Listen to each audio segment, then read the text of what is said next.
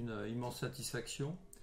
C'est une immense satisfaction pour la défense et c'est surtout, je crois, un grand succès pour la justice qui en fait revient à dire qu'une enfant de 15 ans ne peut pas être placée en garde à vue et faire des déclarations sans avoir des droits fondamentaux qui soient préservés, présence d'un avocat, droit au silence, présence d'un représentant légal.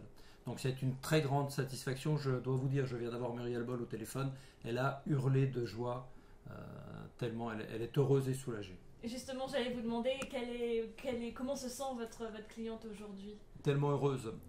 Vous avez lu dans son livre, vous avez entendu dans ses déclarations récentes qu'elle porte comme un fardeau ces déclarations de 1984 qu'elle a faites devant la gendarmerie dans les conditions très particulières de l'époque.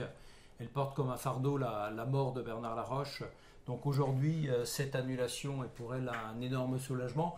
Et elle m'a dit et confirmé que pour elle, c'était encore une démonstration de l'absolue innocence de Bernard Laroche. Qu'est-ce que cette décision prise par le Conseil constitutionnel va impliquer derrière dans la procédure justement qui est en cours?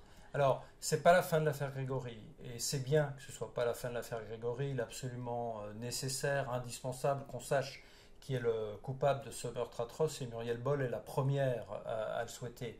Ça implique en revanche que ces déclarations de 1984 dans lesquelles elle s'auto-incriminait et elle indiquait qu'elle était avec Bernard Laroche dans le véhicule et que l'enfant avait été emporté, cette déclaration est annulée. Elle est censée n'avoir jamais existé et donc plus personne ne pourra invoquer cette déclaration comme un élément à charge de Muriel Boll ou de Bernard Laroche. Ça signifie que c'est la fin de la piste Muriel Boll.